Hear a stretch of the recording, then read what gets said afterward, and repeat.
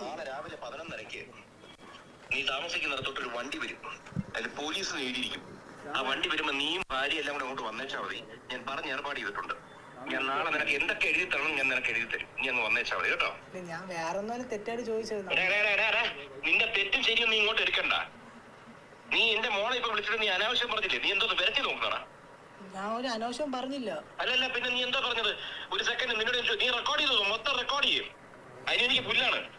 നീ എന്താ ഇപ്പൊ വിളിച്ചു പറഞ്ഞ? നിനക്ക് പേപ്പർ എഴുതണ ഏത് ചാനലാണ് വന്നത്? നിന്നെ പറ്റി നിന്റെ ഭാര്യയെ പറ്റി ഏത് ചാനലാണ് വന്നത്? ഞാൻ മറ്റേ നമ്മളെ ന്യൂസ് ചെയ്തുണ്ടല്ലോ, അതിൽ നോക്കിയപ്പോ ദിയ ചേച്ചി ഇങ്ങനെ ഇതായിട്ട് പറഞ്ഞ് ഒരു ഇതായിട്ടുണ്ട്. ഏതിലാണ്? ഏത് ചാനലാണ് വന്നേ? ഞാൻ പറഞ്ഞുതരാം. പിന്നെ വേറൊരു കാര്യം, ഇന്ന് ആരുടെയാണ് മറ്റേ എന്താ വെഡിങ് ആനിവേഴ്സറി? ആരുടെയായിരുന്നു ഇന്ന്? വെഡിങ് ആനിവേഴ്സറി ഇല്ലായിരുന്നു. എന്താ ആരുടെയാണ് ഇന്ന്? ആരാണ് അവിടെ? ഇതേ എന്ത് ചെയ്യേണ്ടത്? നീ ഇന്നലെ എത്ര രൂപ തന്നത്? ഇന്നലെ 8,72,000 ആണല്ലോ. ഇത് കണക്കെടുത്ത് ഞങ്ങള് 1 കോടി രൂപ ഒരുമിച്ച് ഇവിടുന്ന് പോയിട്ടുള്ള ക്യാഷും ഇവിടുത്തെ സാധനങ്ങള് എത്ര സാധനം പോയിട്ടുണ്ട് കണക്കെടുത്ത് ഞങ്ങളിന്ന്. നിങ്ങള് വേറെ കച്ചവടം നടത്തുന്നത് ഇവിടുത്തെ സാധനം കൊണ്ടുപോയിട്ട് ഇവിടുത്തെ ഗസ്റ്റുകളുടെ കൂടെ നമ്പർ എടുത്ത് അവർക്ക് നിങ്ങൾ കച്ചവടം ചെയ്യുന്നല്ലേ?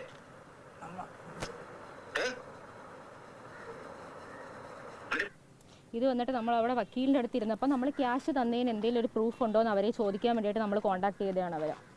പക്ഷേ നമ്മൾ എന്തെങ്കിലും തന്നതായിട്ട് നമുക്കൊരു റെസിപ്റ്റ് തരാമോ? ആ സമയത്താണ് അയാൾ ഇത് പറയുന്നത് നമ്മുടെ അടുത്ത്. പിന്നെ ഈ ഫോട്ടോയിൽ കാണുന്നത് ഇയാളാണ് നമ്മുടെ അടുത്ത് പോലീസാണെന്ന് പറഞ്ഞ് നമ്മളെ കൊണ്ട് നിർബന്ധിപ്പിച്ച് സ്റ്റേറ്റ്മെൻറ്റ് എഴുതിപ്പിക്കുന്നത്. ഇയാളുടെ പേര് സന്തോഷ് എന്നാണ്.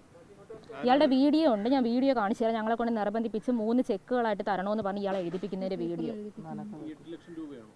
അല്ല, ഈ 8,82,000 പോരാതെ 15 ലക്ഷത്തിൻ്റെ 3 ചെക്കുകൾ. ഞാൻ വേണമെങ്കിൽ ഇയാളുടെ വീഡിയോ റെക്കോർഡ് ചെയ്യാം. ആ സന്തോഷമാണ്, അയാൾ പോലീസാണെന്നാണ് പറഞ്ഞത് നമ്മുടെ കയ്യിൽ. പിന്നീട് കൃഷ്ണകുമാർ സാറ് അങ്ങനെയൊന്നും ഇല്ലായിരുന്നു. പക്ഷെ അതിന് അവരുടെ അടുത്ത് തെളിവ് എവിടെ? 1 കോടിയുടെ എടുത്തതിൻ്റെ തെളിവ് എവിടെ? നമുക്ക് തെളിവല്ലേ ആവശ്യം?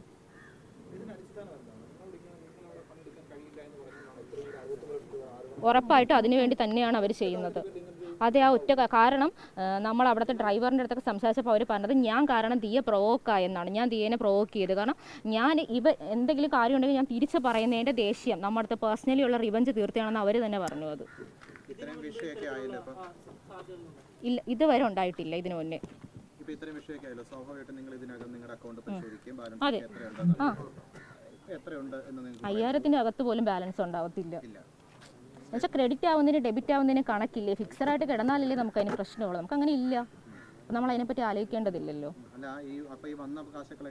അത് ദിയ മേടിക്കുന്നുണ്ടായിരുന്നല്ലോ നമ്മുടെ ക്യാഷ് ആയിട്ട്. പിന്നെ എങ്ങനെയാണ് നമ്മുടെ കയ്യിൽ ഉണ്ടാവുന്നത്? അത് നമ്മൾ പണമായിട്ട് നമ്മൾ ക്യാഷ് ആയിട്ട് കൺവേർട്ട് ചെയ്ത് കൊടുക്കുന്നുണ്ടായിരുന്നു ദിയക്ക്. അല്ല, ഒരു പ്രശ്നങ്ങളുടെ തുടക്കം.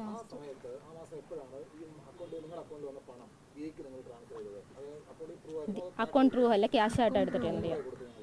നമ്മൾ 10,000 അങ്ങനെയൊക്കെയാണ് കൊടുക്കുന്നത്. കാരണം ഇപ്പം നമുക്ക് എപ്പോഴും നിറയെ കസ്റ്റമർ ആയിരിക്കത്തില്ലല്ലോ. ഇപ്പം ഇന്നത്തെ കസ്റ്റമർ ഇപ്പം ഇന്ന് ചിലപ്പോൾ ഇന്ന് കസ്റ്റമർ ഉണ്ടാവത്തില്ല. ഇപ്പം നാളെ ചിലപ്പോൾ വില 700 രൂപയ്ക്കായിരിക്കും മേടിച്ചാൽ. അപ്പോൾ ദിയ പറഞ്ഞിട്ട് ചെറിയ ചെറിയ പേയ്മെൻ്റ് ഒക്കെ ഈ 499, 799 അതൊക്കെ വരുന്നതൊക്കെ ആണെങ്കിൽ ദിയയുടെ സ്കാനർ കൊടുത്തോ എന്ന് പറയാറുണ്ട് ദിയ.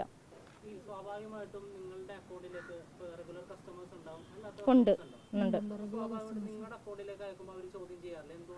അവർ ചോദിച്ചിട്ടുണ്ട്, നമ്മൾ പറഞ്ഞിട്ടുണ്ട് ദിയ നമുക്ക് ഇപ്പോൾ ഓഫീസ് ഫോൺ ഇത്രയും നാൾ എൻ്റെ കയ്യിലായിരുന്നു, ഇപ്പോൾ അത് എൻ്റെ കയ്യിലല്ല. അപ്പോൾ ഓഫീസ് ഫോണിൽ ദിയ തന്നെ എൻ്റെ പറയുന്നുണ്ട് പേഴ്സണൽ നമ്പറിൽ ഒരുപാട് കസ്റ്റമേഴ്സ് വിളിച്ച് എനിക്ക് സഹായം വേണം അങ്ങനെയൊക്കെ ചോദിക്കുന്നുണ്ട്. അവരുടെ ശല്യം കാരണമാണ് നമ്പർ കൊടുക്കാത്തതെന്ന് പറഞ്ഞിട്ടുണ്ട്. 3 പേരുടെയും വരാറുണ്ട്.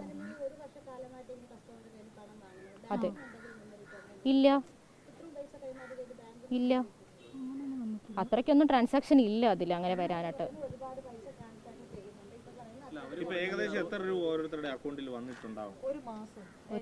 ഒരു മാസമാണെങ്കിൽ 60-നകത്തൊക്കെ ഉണ്ടാവത്തുള്ളൂ. മൊത്തത്തിൽ 1.5 അത്രയൊക്കെ കാണത്തുള്ളൂ. അത്ര കാണത്തില്ല. മന്ത്ലി അങ്ങനെയൊക്കെ കാണത്തുള്ളൂ. മന്ത്ലി അത്രേ ഉണ്ടാവത്തുള്ളൂ. പോലീസ് കുറേ പ്രാവശ്യം എൻ്റെ സ്റ്റേറ്റ്മെൻറ്റ് മാറ്റാവോ, ഇങ്ങനെ വേണോ, അങ്ങനെ മൊഴി മാറ്റി പറയാവോ എന്ന് എൻ്റെ അടുത്ത് ഒരുപാട് പ്രാവശ്യം ചോദിച്ചിരുന്നു. ഞാൻ ആദ്യം കൊടുത്ത സ്റ്റേറ്റ്മെൻറ്റിൽ തട്ടിക്കൊണ്ട് പോകുന്ന സ്റ്റേറ്റ്മെൻറ്റ് കൊടുത്തപ്പോൾ സാർ എൻ്റെ അടുത്ത് ഇങ്ങോട്ട് പറഞ്ഞിരുന്നു തട്ടിക്കൊണ്ട് പോകണമെന്ന് വേണോ അത് മാറ്റിയിട്ട് കൂട്ടിക്കൊണ്ട് പോയെന്നാക്കിയാൽ പോരെന്ന്. അപ്പോൾ ഞാൻ പറഞ്ഞു നമുക്കറിയാത്ത സ്ഥലത്ത് തട്ടിക്കൊണ്ട് പോകണതല്ലേ പിന്നെ എങ്ങനെ അത് കൂട്ടിക്കൊണ്ട് പോകണതാവും. അപ്പോൾ പറഞ്ഞു നമുക്കത് മാറ്റാം. കാരണം എനിക്ക് എൻ്റെ സ്റ്റേറ്റ്മെൻറ്റ് എടുക്കുന്നതിൻ്റെ ഇടയ്ക്ക് സാർ എഴുന്നേറ്റ് അപ്പുറത്ത് പോയി നിന്ന് ഫോണിൽ ആരെടുത്തോ ഇങ്ങനെയാണ് കുട്ടി മൊഴി പറയുന്നത് ഇങ്ങനെയാണ് മൊഴി പറയുന്നതെന്ന് പറയുന്നതൊക്കെ എനിക്ക് കേൾക്കാൻ പറ്റുന്നുണ്ടായിരുന്നു. അതുകൊണ്ടാണല്ലോ എൻ്റെ മൊഴി അത്രയും നീണ്ടത്. വൈകിട്ട് 2:30 എന്നെ കയറ്റിയത് എന്നെ തിരിച്ചു വിട്ടത് 7:30 കഴിഞ്ഞിട്ട്. അപ്പം അത്രയും സമയം എടുക്കുമ്പോൾ നമുക്കറിയാമല്ലോ.